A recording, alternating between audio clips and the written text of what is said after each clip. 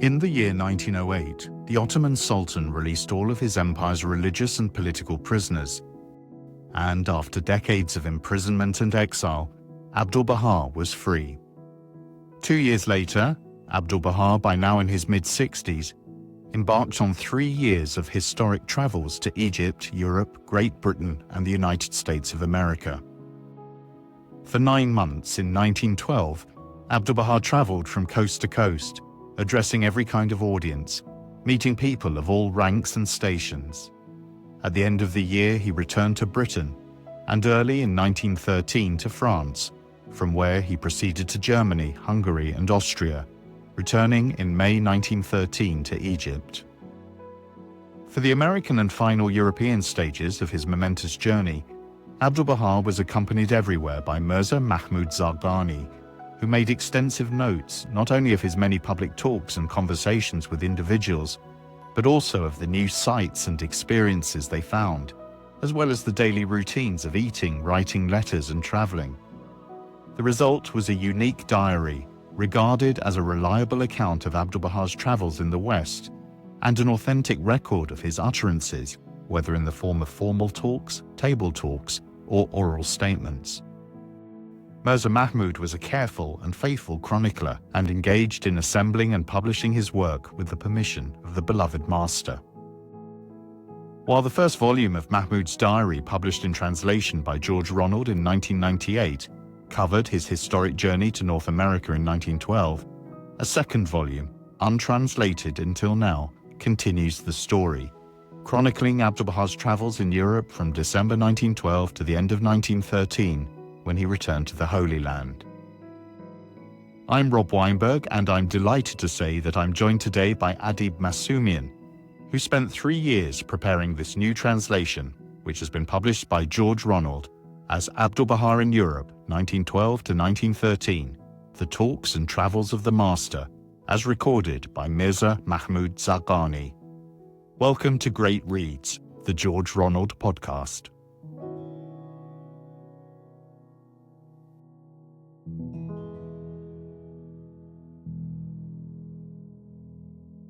So Adib, it's great to see you. Rob, first of all, let me start by saying it's a pleasure to be here. So thank you very much for having me. Congratulations on the publication of Abdu'l Bahá in Europe, 1912 to 1913. This is a huge book. How long did it take you to actually translate this volume? I mentioned this in the foreword to the book. For those of you who haven't seen it yet, it took me right around 3 years. I started in, I guess it was July 2017, finished in July 2020. And then the next few years were spent doing editing and putting other finishing touches on it. But the actual process of translation, if you want to think of it like that, took right around 3 years. Mahmud's Diary Volume 1 came out some years ago in English, and this is effectively the second volume of his travels. Why were you attracted to have a go at translating this second part of the diary? I had read bits and pieces of Volume 1 in the past, and I was really taken with the depictions of Abdu'l Bahá, very reverent and just such an admiring tone that Mahmud Zarqání employs in his diary, and I always found it so inspiring. It's always such an interesting thing to consider that the source itself is really quite unique in Bahá'í literature. Actually, we don't have any chronicles. I was going to say that we don't have very many accounts of Abdu'l Bahá giving talks and his goings-on and daily activities. But to have a secretary record these things, accompanying him and witnessing these things and writing them down in real time, it makes for such a unique account that when I learned there was a second volume, because I didn't realize it at first, when one comes across Volume 1, as it were, of Mahmud's diary, it's not introduced as such very prominently. The book is just called Mahmud's Diary. And it's only when you look at the introduction to it, I think it's the publisher's preface, that it says, this volume reflects what is in reality Volume 1 of a 2-volume series. And I remember coming across that some years ago, and it never really left my mind. And it was sometime later I learned that we actually had a copy of the second volume in our study. And I looked through it a bit, and I realized that it covers Abdu'l Bahá's subsequent travels to Europe. What he did in America for those 8 months or so, that's not the whole story. There is a sequel to it. Ever since then, maybe some months before I actually undertook the project, it weighed on me in a good way as something very interesting. And eventually I consulted about it with my mother, who is also mentioned on the front cover of the book as someone who gave me indispensable assistance. And I floated the idea by her and said, if I were to give this a go, what would you say about that? Would you be willing to look over what I've done with me, maybe over my shoulder. And much to my delight, she agreed. And I should say relief, because it was nice to have a bit of a safety net there, someone with truly native fluency looking over what I did. And the rest is history, as they say. For those next 3 years, I produced maybe a page or two at a time. And she would then check every word really meticulously against the corresponding original. And the result is what before you. So it was a collaborative effort. So tell me a little bit about Mahmud himself, because he's traveling with Abdu'l Bahá in America and then in the return to Europe, but he's not there on the first visit to Europe, is he? That's correct. He's not there. What happened, I believe he was in India at the time. He had been in India for about 10 years prior to that, really a stalwart servant there, rendering all kinds of activities and rearing up a nascent community there. And then he was eventually summoned by Abdu'l Bahá. If you look at the supplement to the book, which is something we can talk about later, it's freely available online. The last part of that supplement includes a translation of a biography of Mahmud Zarqání. This is a translation that I've done, and these biographical details are mentioned there. But to the best of my recollection right now, Abdu'l Bahá really requests him to come along. So he does. He goes to him with America and then to Europe, as you said. And he was assiduously engaged in writing this chronicle. And then later on, he spent a number of months editing it. Volume 1 came out the following year, which would be 1914. And then Volume 2 came out actually several years later. It was in 1921, which was actually the year of Abdu'l Bahā's ascension. And it is mentioned at the end of both volumes. This is another detail which I think makes them both not only interesting, but unique in terms of their authenticity. He mentions at the end of both volumes that he presented Abdu'l Bahá with both volumes. He presented his account to the master, is how he put it. And so one infers from that, I think quite reasonably, that they were reviewed by Abdu'l Bahá. And I think it is on the basis of that that the Universal House of Justice mentions in a letter to the National Spiritual Assembly of the Baha'is of the United States, I believe it's dated April 30th, 1984. They referred to it, meaning the Chronicle, as a reliable account of Abdu'l Bahā's travels in the West and an authentic record of his utterances.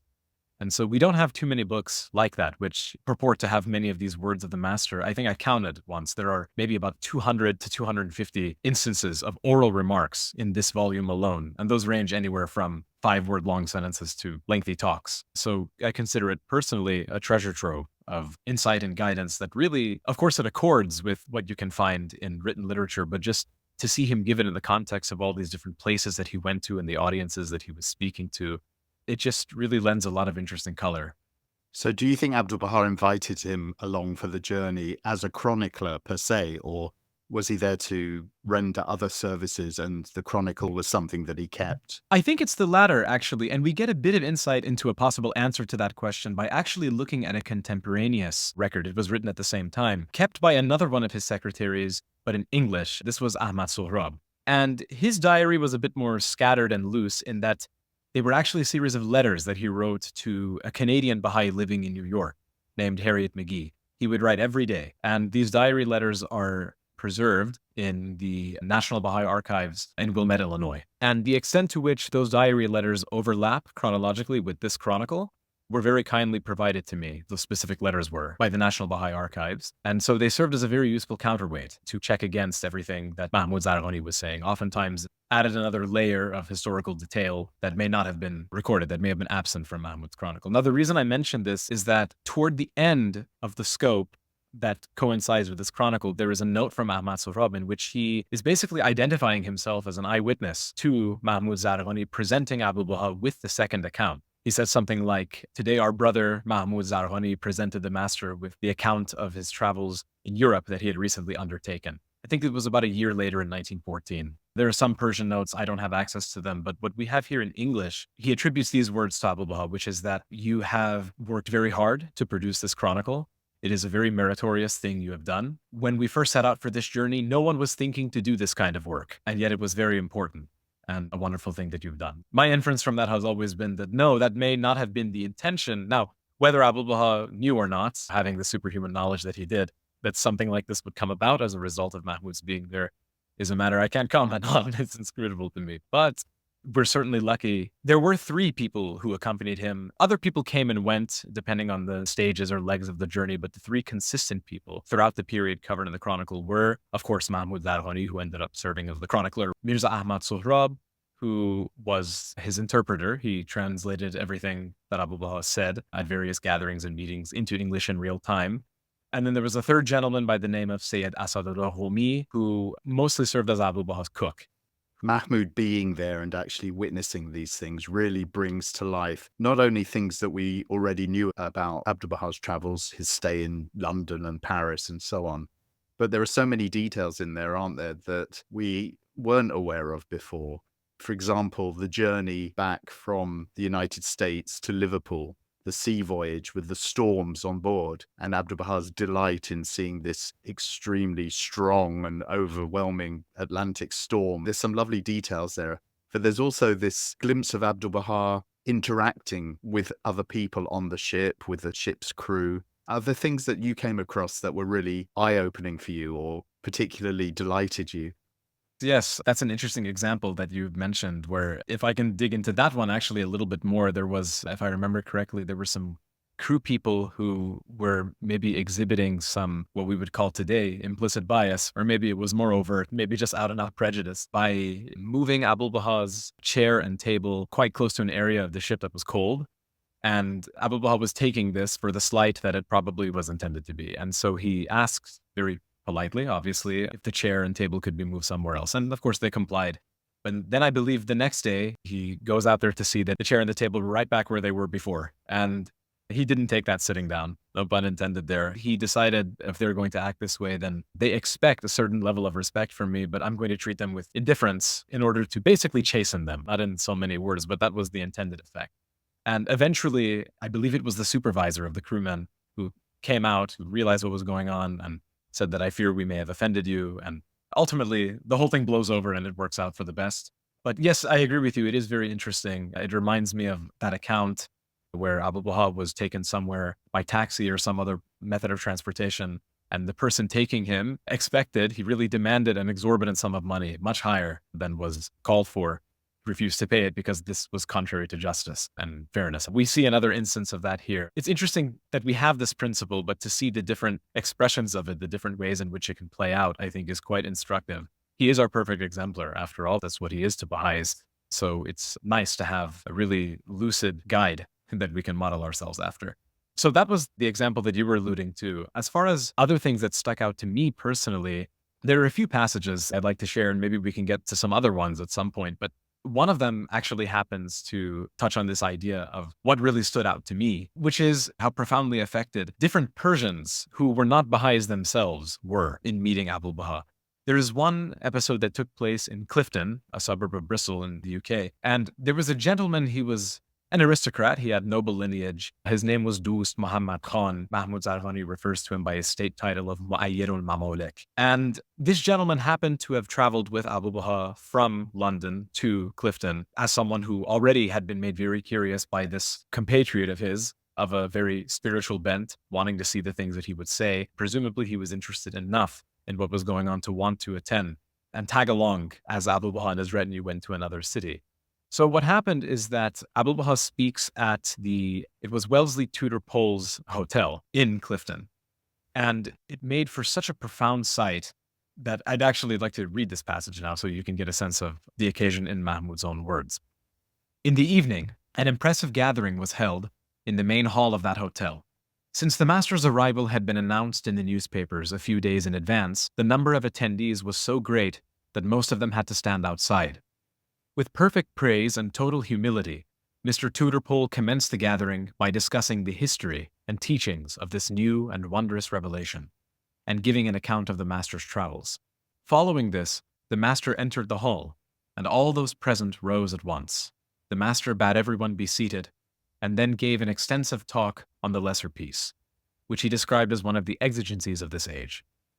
As part of this talk, the master stated that the nations and religions of the world are in need of universal peace and the oneness of humanity, that as they were being dismissed, each and every one of those respected men and women knelt before the master's chair, clung to the hem of his robe, and implored his blessings and grace. As this scene was taking place, my eyes fell upon the Mu'ayyirul Mamalik, who had accompanied the master on this trip. I noticed that he was looking with complete astonishment upon the reverence and humility that the most distinguished people of England were showing before the power of this cause and the might of the master. Indeed, to see this gentleman so profoundly affected by this scene moved me in turn to shed tears of ecstasy. I rejoiced in my heart of hearts and gave thanks for those promised confirmations that had been vouchsafed from the Abha kingdom. I guess maybe there was not such a spirit of prejudice against the Baha'is at that time among Iranians to where it would stop their ears, so to speak. It would really prevent them from letting the message of Abdu'l Bahā's word sink in. This man clearly was so receptive to what was being said in spite of his title, in spite of his ethnicity, being a fellow Iranian. No doubt having been exposed to some of the lies and calumnies about Abdu'l Bahá and his father before him, Baha'u'llah. Anyway, for those reasons, I thought it was most impressive. It's really wonderful to hear that, because you may know that the Clifton Guest House, as it was, came into the possession, or at least an apartment where Abdu'l Bahá spoke and stayed, is now in the possession of the Bahá'í community of the UK and was recently reopened as a place for people to visit. It's a very beautiful sight, and when you step into this apartment, you can really feel the spirit of Abdu'l Bahá still there. There's a wonderful quality of light and a kind of ethereal quality to the place, even though those events happened over 100 years ago. So when you then read in Mahmud's account some of the things that happened in that room, it really brings it to life. And I think that's one of the interesting things about the book, because of course we know that Abdu'l Bahá went to Edinburgh, we know that he went to Bristol, and then we know that he went on back to Paris and visited Hungary, visited Vienna in Austria, met with theosophists in different places. But Mahmud takes you there, doesn't he? He's giving you the detail more than you get from any other source. He is a very vivid storyteller, and I think that has a lot to do just with the power of description. He really knows how to paint a picture. And also, again, I think the tone that he employs, reverent, it's so admiring that if a reader today is already primed to feel the same way about Abdu'l Bahá, I think that can only enhance the impression they get from reading such a loving pen portrait, which the whole book really is just one pen portrait after another of moving scenes and astonishing receptions that Abdu'l Bahá was accorded in all these different countries. As you mentioned, Austria, Hungary, Germany also, where the Baha'is were particularly industrious and devout. And yes, it almost didn't matter where he was, as long as the friends were there, the Baha'is, the believers. That was a quality they all had in common. Of course, the different audiences, their level of receptivity varied from country to country. I would say in England overall, I do think that a lot of the people there were very interested in what he had to say.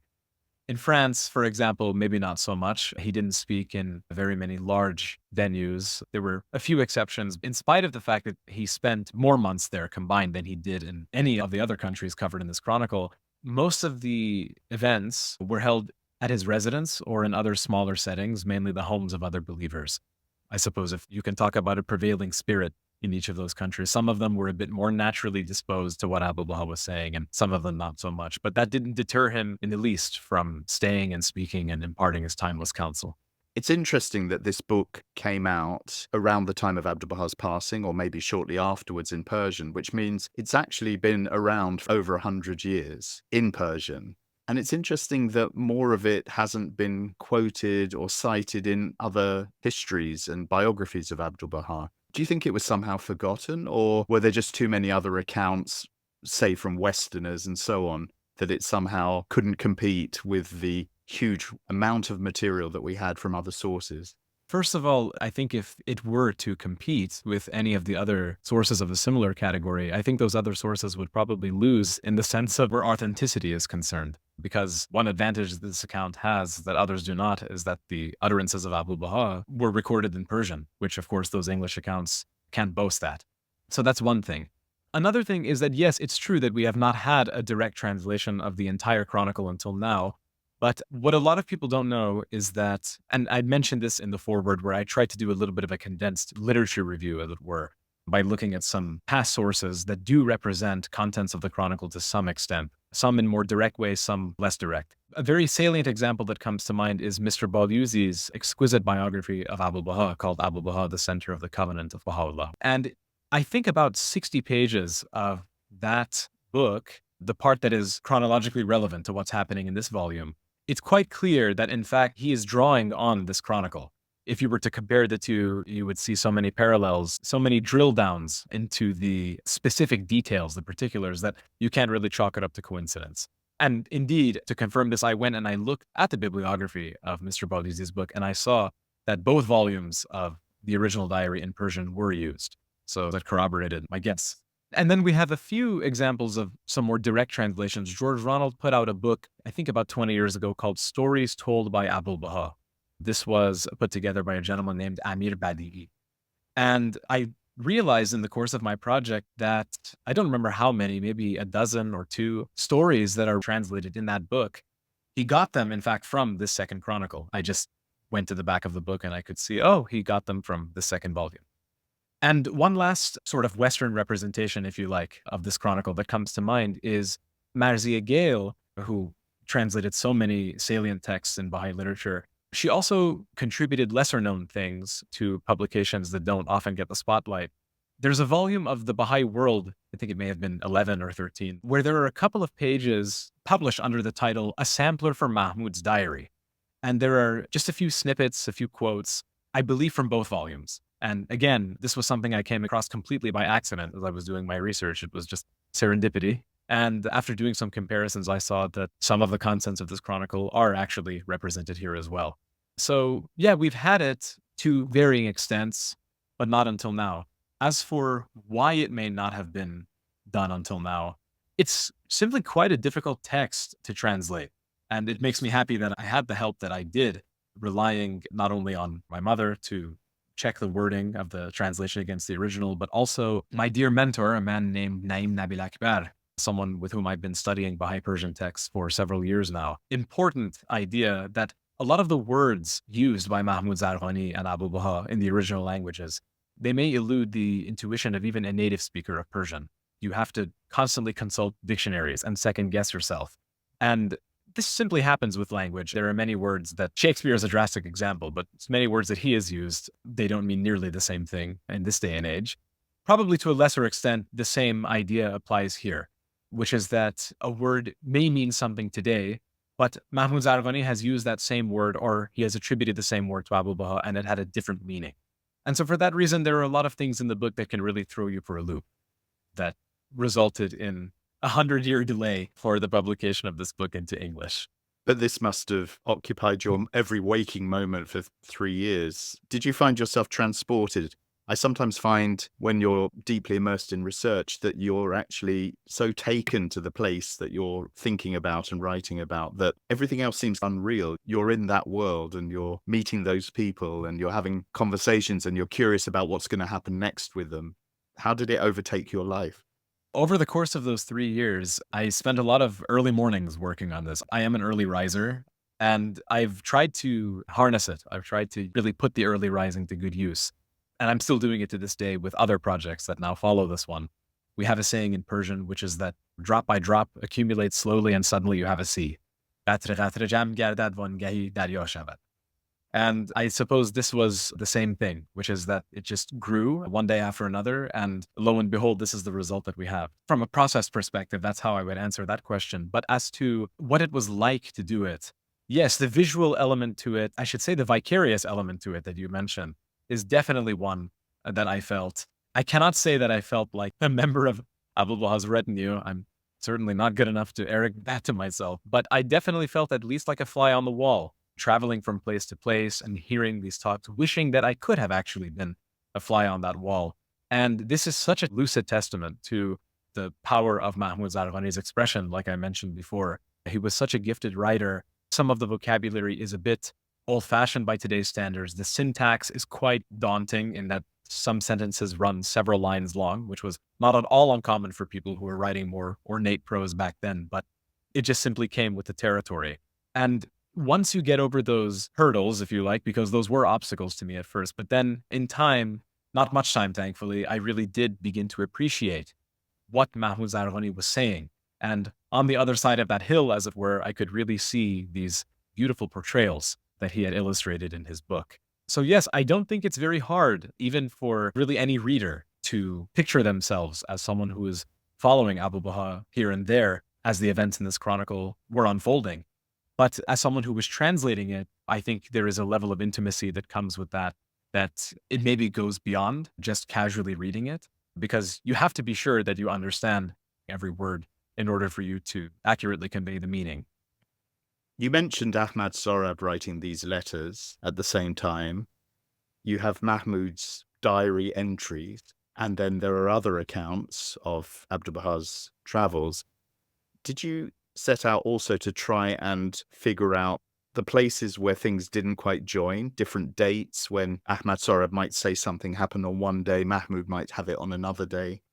How did you reconcile the inevitable problem of memoirs where things might not chime with each other?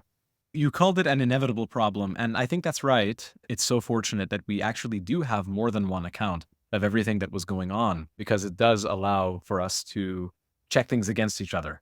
Now, in the case of reconciling discrepant facts and details, I soon realized, especially after getting Ahmad Sohrab's diary letters in hand, that was the case. There were a lot of places where things didn't quite match up. And I'm no historian, I'm really an amateur at this, but it seems to me that there are some considerations in which we can go with Mahmud Zarqání, and there are some other cases, more likely perhaps, in which we may want to go with what Ahmad Sohrab has said. First of all, Ahmad Sohrab had already lived in the United States for about 10 years prior to that time. He first came to America in April 1903. So he would have had exposure to the Gregorian calendar and knowing how things should be dated. And I think there is good reason to go with what he has said in pretty much every case, unless there is a reason to do otherwise. We see that with volume 1, the same thing happens, right? Mahmud Zarqání also has given some dates, and oftentimes there are endnotes attached to those dates. And it says that the following events actually took place 1 day later, 2 days later, 1 day earlier, so on and so forth. So it's good that we do have this contemporaneous account to weigh Mahmud's chronicle against. And what really helped, if you like, Sohrab's case is that oftentimes, depending on the country Abdu'l Bahá was in, there was a lot of newspaper coverage, or there were a lot of Baha'is who were keeping their own diaries and just accounts of what was going on. There are some places in the book where, for example, Mahmud Zarqání will say something happened on such and such date while Abdu'l Bahá and his retinue were in Germany.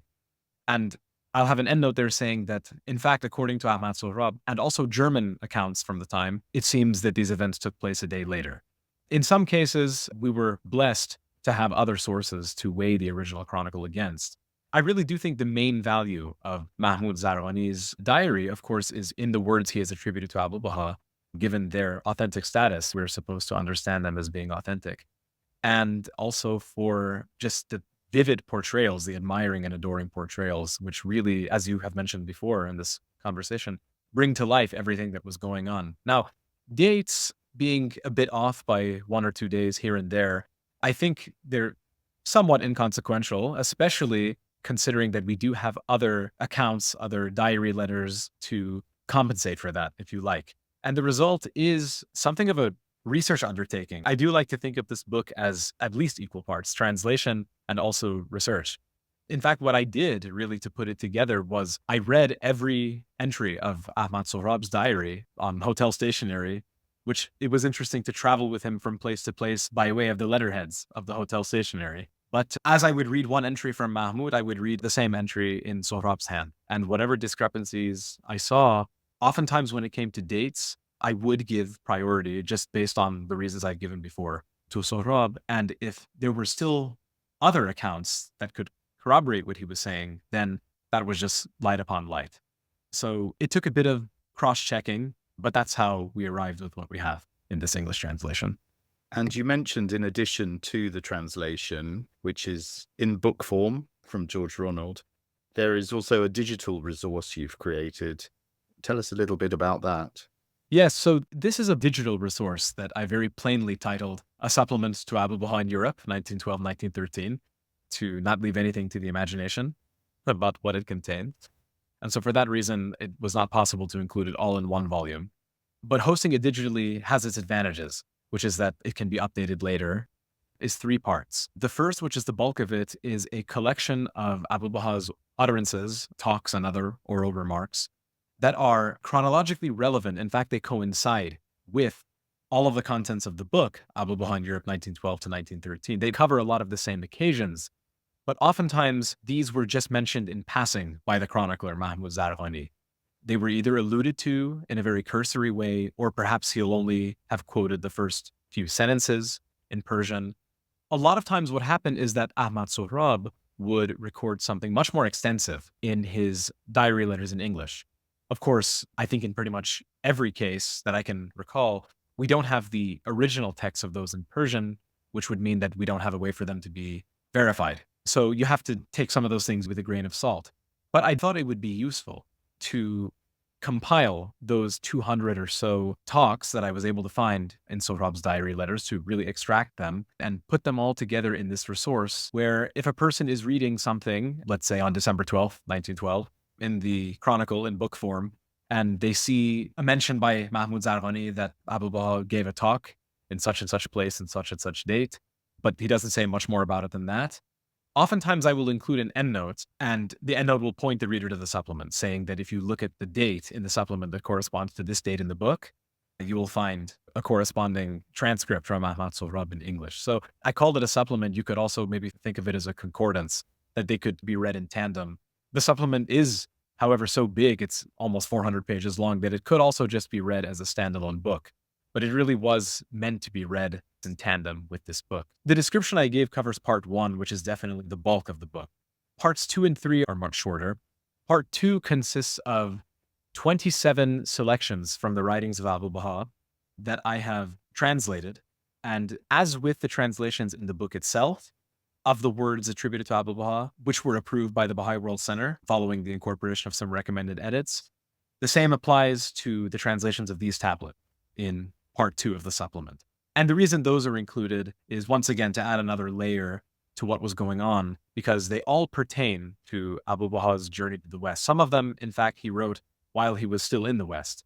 Some of them you can tell they were written in retrospect after he had already returned. And then part 3 of the supplement, which is the final part, consists of my translation of a biography of Mahmud Zarqání that was originally written in Persian.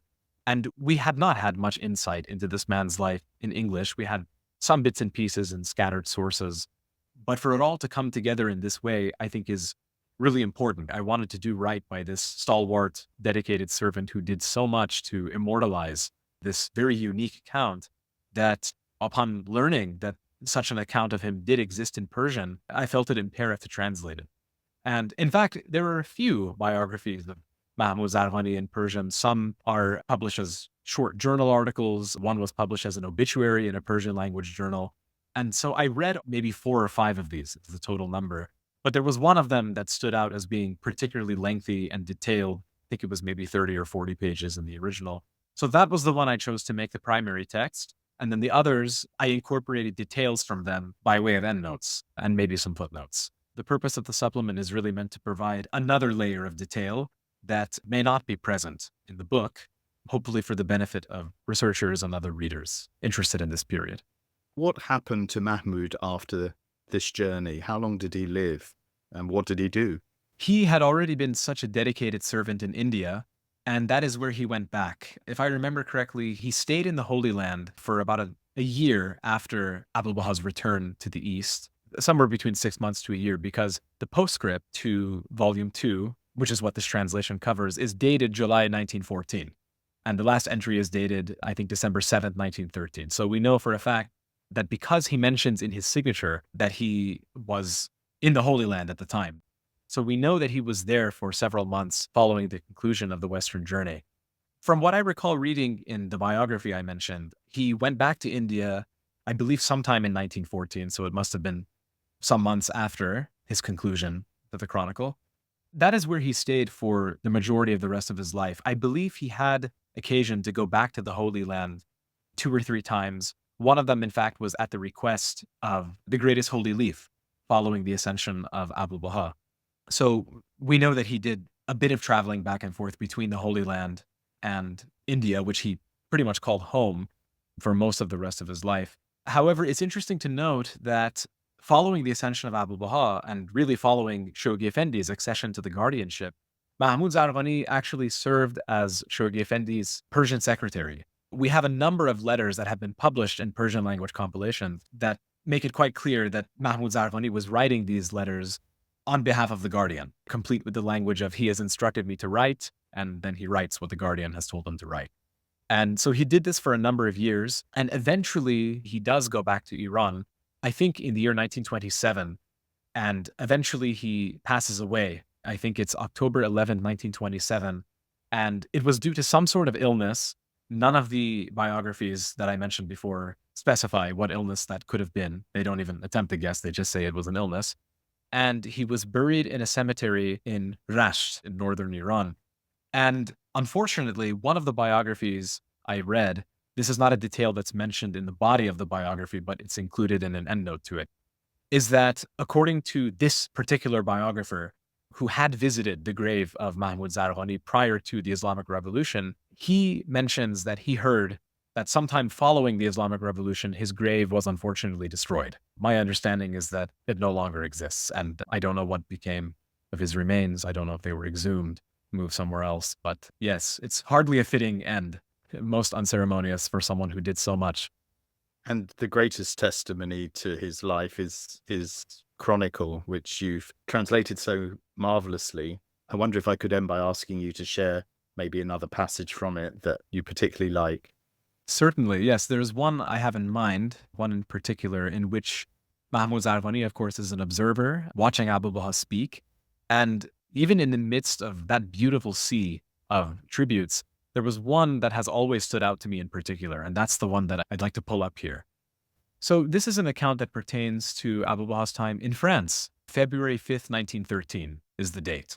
So I'm reading from the middle of that entry. Mahmud writes, "In the afternoon, Dr. Muhammad Khan accompanied the master as he went to repay a visit to certain distinguished Easterners and inquire after their health. Notwithstanding the master's great fatigue, he nonetheless conversed with a crowd of respected individuals who had attained his presence, telling stories, giving historical accounts, and making humorous remarks.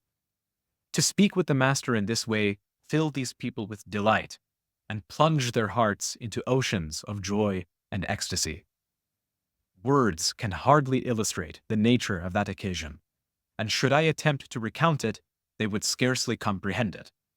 For that most sweet voice of his, which adorned every utterance he imparted on so many subjects, the brightness of his beautiful eyes as they scanned his audience, the graceful gestures of his hands, the soul-stirring wonder of his smile, the due consideration he gave to the exigencies of the time and place in which he was speaking, the keen attention he paid to the temperament and understanding of his listeners, the solutions he presented to resolve the problems that have plagued nations and religions, the captivating effect which his words had on the hearts of his hearers, and the reverence and deference shown to him at that juncture were such as to defy all description or comparison."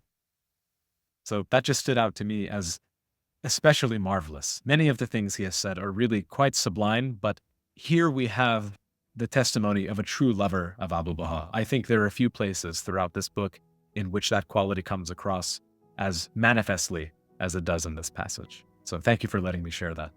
Thank you. So I would recommend anyone listening to get online and buy themselves a copy of Abdu'l Bahá in Europe, 1912 to 1913. Adib, thank you so much for joining us. This was such a wonderful opportunity. Thank you for having me, Rob. My thanks to Adib Masumian and his book Abdu'l Bahá in Europe, 1912 to 1913. The Talks and Travels of the Master, as recorded by Mirzá Mahmud Zarqání, is available now from grbooks.com or from your National Baha'i Publishing Trust or distribution service.